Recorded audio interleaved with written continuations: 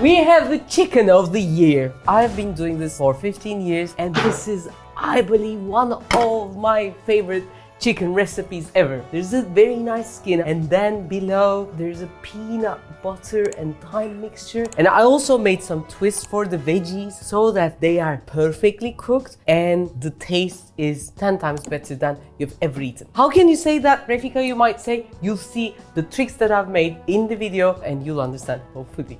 How do we start? First, we start with the veggies. Normally, when they are cooked under a chicken or a turkey, they cook really well, but they lack something. The taste is not like 100, but it's somewhere 70 or 60. As if they are boiled in a very nice juice. But I want the brownness. I want the caramelization effect as well. So for that, we first cut our potatoes, but we do not take the skin away because we don't want any food waste and the skin of the potatoes give a very nice taste as well. So we just cut the baby potatoes into half, put a bit of oil and we start to fry them on the pan. So there's gonna be a bit of brownness. For the carrots, we have to take the outside skin, but it's not by peeling. We just put a bit of knife and take the outside skin that way and the food waste is gonna be minimalized that way as well. They're gonna go to our small compost machine and become a great compost. I'll show you that later. Anyways, then they start to fry a bit. Brussels sprouts, because they don't have a lot of strength, I just put them at the end. Cut onions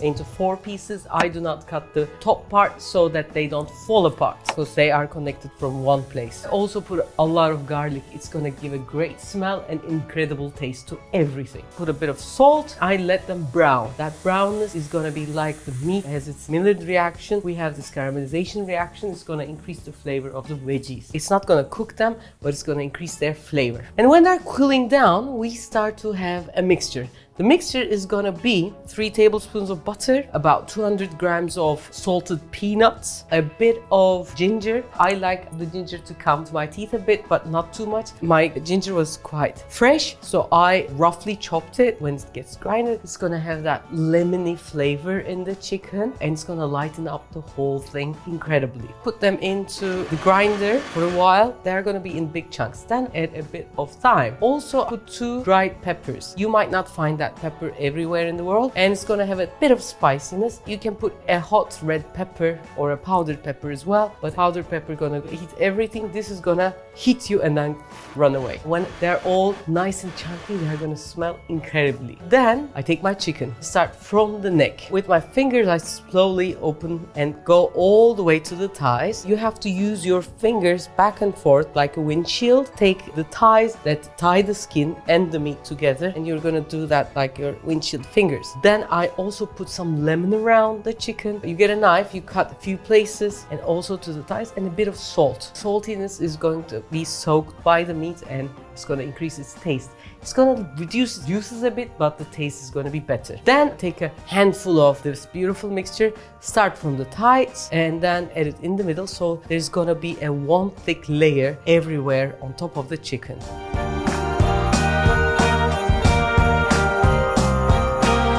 I take my oven bag, first put my veggies in on top of the chicken, tie my oven bag, make some holes in it and put it in the oven. It's gonna be heated in the oven in 180 degrees for 1.5 hours. Top and bottom, no fans. By the way, if you do this a day before or in the morning, you'll be done. And when your guests are coming or on the time you want to sit to the table, go back about 1.5 hours or about 2 hours. You can then put it into the oven. But if you're gonna put it in the refrigerator for a while, make sure that you have to take it out of the refrigerator. The chicken before it goes to the oven should come back to the room temperature, so an hour before maybe. When we take our chicken out of the oven, first we cut the side of the bag very small. This way I'm going to be able to take the water out without messing up the whole thing and mixing it up with the veggies. I take the water out, put the chicken and the veggies on another tray and then pour the water on the tray to another cup and then bring it back, then take the cooking bag out.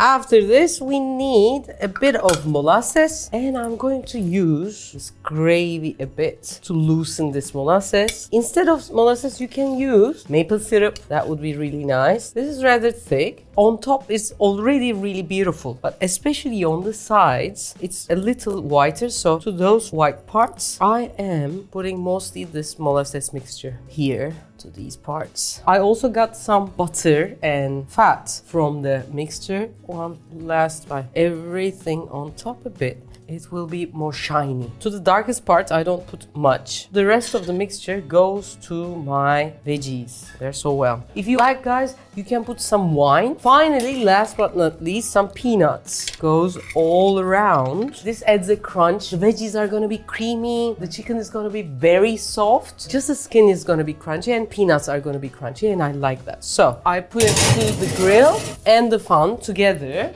I put the oven to 220 degrees. Fahrenheit is going to be at below. This is going to cook until the thermometer is going to pop up, which is going to be 5 to 8 minutes. The sides are also going to brown. But watch out, if you keep it too much, you might burn the top, so that's really important. While this is cooking, we're gonna make this beautiful gravy sauce. For the gravy, we put a tablespoon of butter and I let it melt totally. Then add a tablespoon of flour. Slowly cook it. First it's gonna be light brown, then it starts to darken, and I like that darkens, and there's gonna be a nutty smell. Meanwhile, my gravy is resting, so on top there's gonna be a lot of fat. I don't want my gravy to be heavy, so I take a bit of the fat. I don't totally take it because its oil is gonna float. You take the part of the oil out. After my flour and butter is brown, I add rest of the sauce and it becomes gorgeous. But it's not enough. There's some saltiness because the gravy got some salt of the nuts and the veggies. It needs a bit more salt, but I also want to increase the taste. And to do that, I use soy sauce. You might say, Refika, why did you do it? But it makes a huge difference and it's such an easy way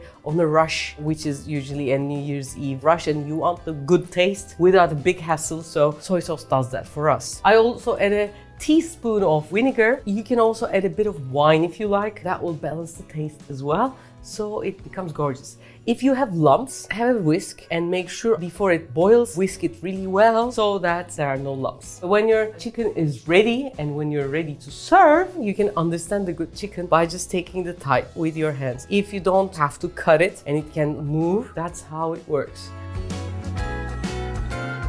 When you pull it, it directly comes to your hand.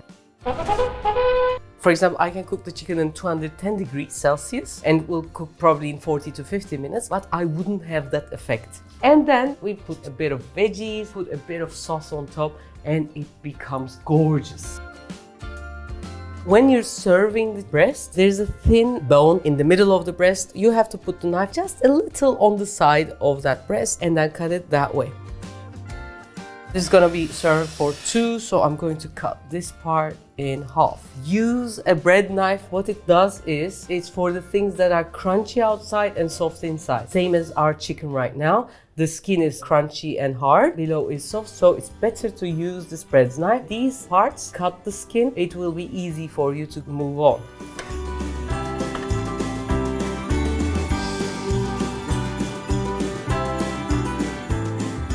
Guys, this is the perfection.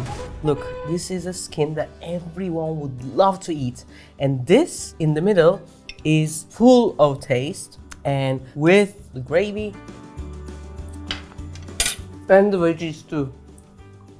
I have become a chef after age 30, and before I was trying other people's recipes from everywhere. And believe me, the balance of how the chicken cooks, how the veggies are really well, easiness of the sauce compared to the taste is such a nice balance. I hope you will get the chance to try this recipe, and if you try, you will really know what I'm talking about. And if you have watched this video until now, and if you're gonna do this recipe, we are gonna send all our love to you guys with a big kiss. This year is gonna be a hard year probably for everyone in the world, economically, politically, this and that and everything. There's this saying that the goodness will win after so many years. I hope the goodness in us is gonna win over the world. We're gonna flow through the hardnesses because they will exist. Eventually, we'll flow like water about them.